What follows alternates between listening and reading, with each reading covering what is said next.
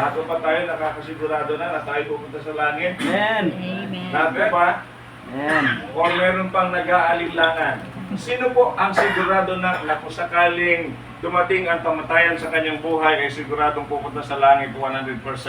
Amen. Taas po na kamay. Gusto ko lang pong malaman. Ayun, sigurado naman na lahat. So hindi na natin babalikin pagturo may kinalaman sa kaligtasan kasi alam natin na sigurado na tayong lahat, no?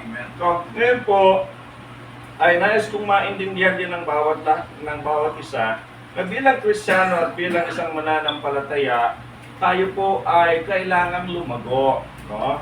Kailangan lumago. Saan po? Kailangan tayo lumago sa ating paniniwala at pananampalataya sa ating Panginoon, no? Dahil kapag hindi po tayo lumalago, para lang tayong yung baby na yan, na kung kayo ang magulang ng baby na yan, pagkalipas ng 10 taon o 5 taon na magiging ganyan pa din siya kalaki, mababahala ka na. Tama po ba? Amen. Maaring lalapit ka na sa mga eksperto upang malaman mo kung ano ang naging dahilan kung bakit hindi siya lumalaki na normal naman dapat lumalaki siya. Ganon din po sa ating paniniwala at pananampalataya sa ating Panginoon na dapat po tayo'y lumalago, no? Basahin lang po natin ang salita ng Panginoon. Alam ko mabilis lang po tayo, kaya bibigyan ko ng oras para at tatanda po yung oras ko para hindi naman ako lumampas. Baka mamaya kailangan nyo pang magluto. But anyway, isang talata lang po ang ating babasahin sa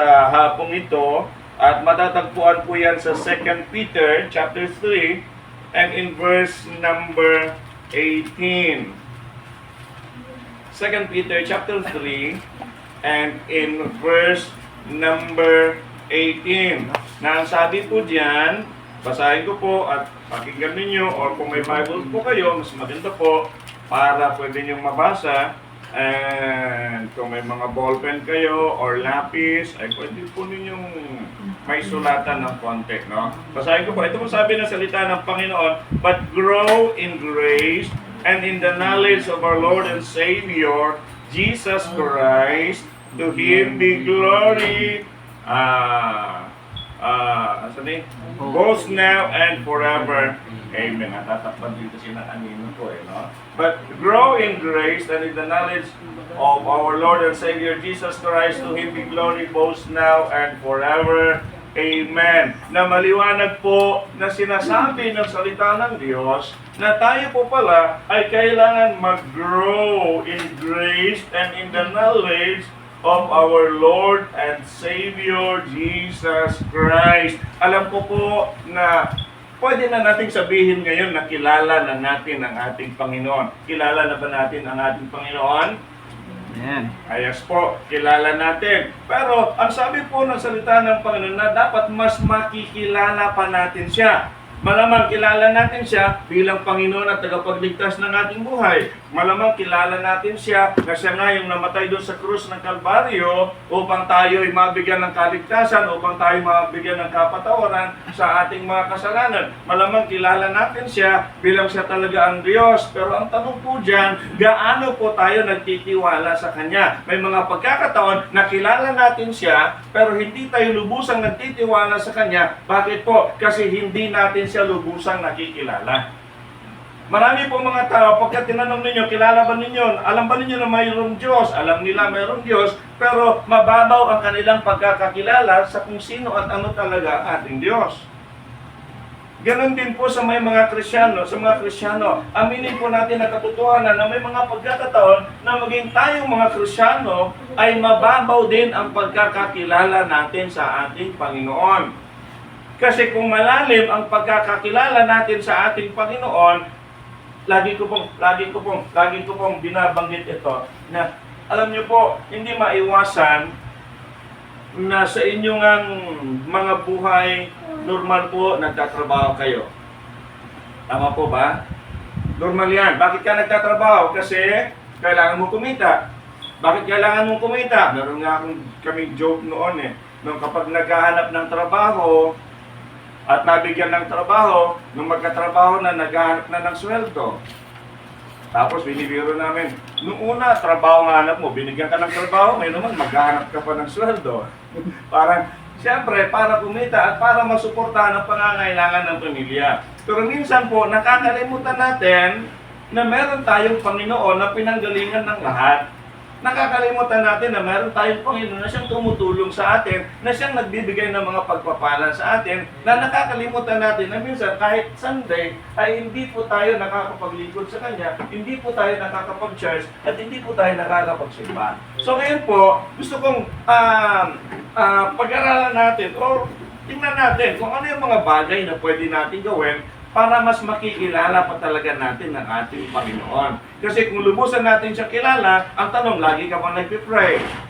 Minsan may mga pagkakataon hindi tayo nagpipray kasi hindi tayo nagtitiwala sa Panginoon na ibibigay ng Panginoon sa atin ang ating mga hinihiling, no? So una po sa lahat, para lubusan nating makilala ang ating Panginoon, no?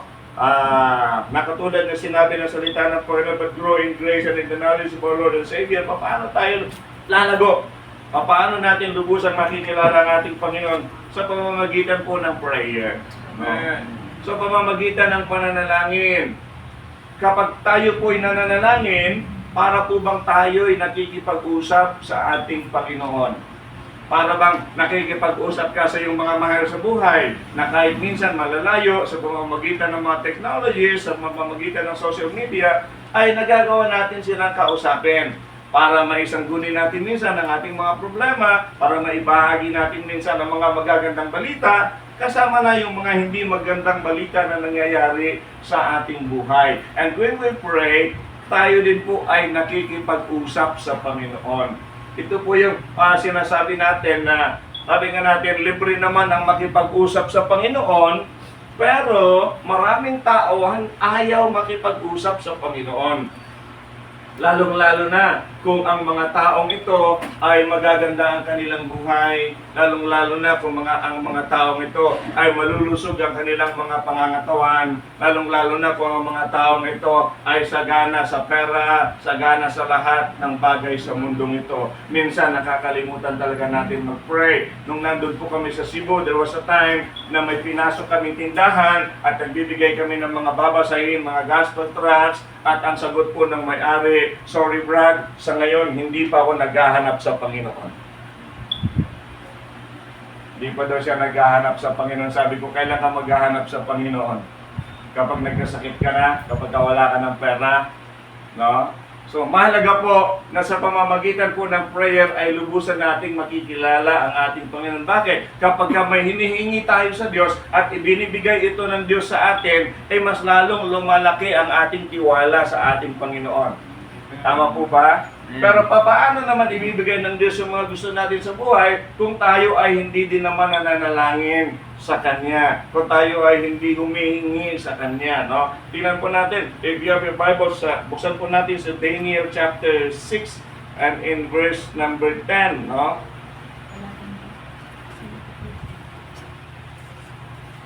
Daniel chapter 6 and in verse number 10, sabi po dyan ang salita ng Diyos.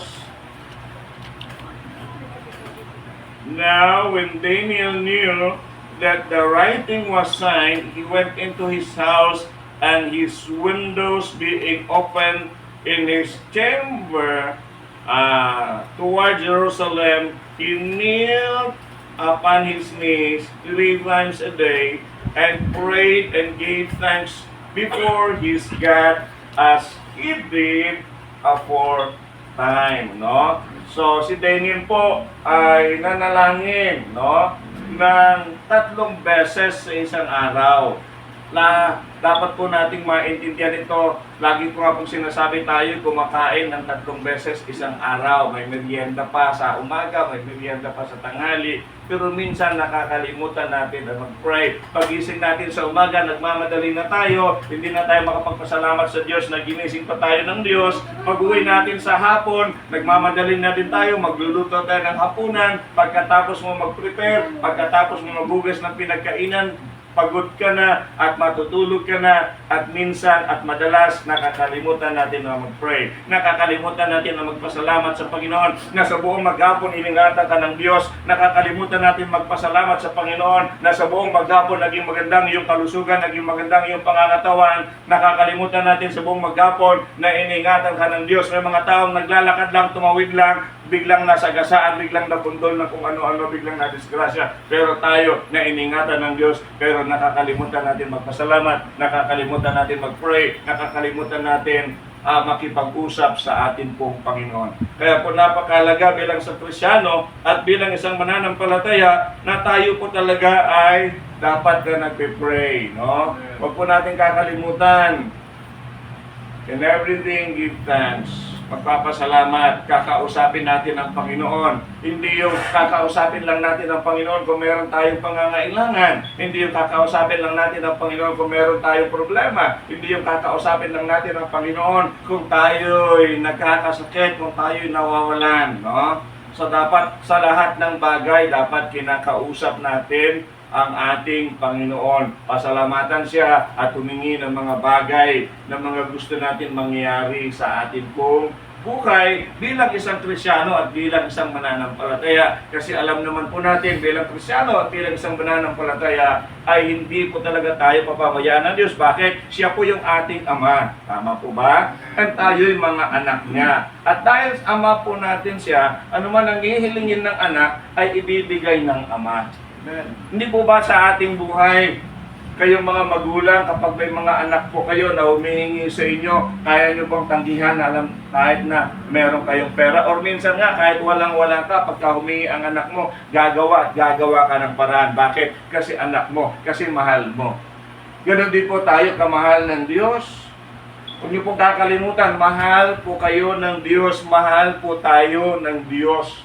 At dahil mahal po tayo ng Diyos, kung marunong lang tayong makipag-usap sa Kanya, kung lagi lang tayong nagpe-pray sa Kanya, siya po ang Diyos na makapangyarihan na handa pong makinig sa atin at handa pong sumagot sa ating mga prayer. Hindi po niya tayo pababayaan. And then another thing na pwede po natin gawin para mas makilala natin ang Panginoon, para mas mag-grow tayo sa ating Panginoon, no? Sa biyaya tawa ng ating Panginoon, para mas lubusan talaga natin siya makilala. Pangalawa po is, you need to read your Bible. Babasahin po natin ang ating mga Bibles. Kaya nga po, I thank you na meron po kayong mga Bible. Sana lang po, hindi lang dito sa lugar ng inyong trabaho ang inyong mga Bibles. Sana po sa bahay meron din kayo. O sana po dala-dala ninyo yan kahit saan man po kayo pumunta. Para anytime, meron po kayong babasahin. Anytime na meron kayong free time, dapat meron kayong binabasa, no? O dapat talaga binibigyan natin siya ng halaga, binibigyan natin siya ng oras, no? Read your Bible. Kasi nga po, kung may buksan niyo po sa Joshua para mas lubos po nating maintindihan. Joshua chapter 1 verse number 8.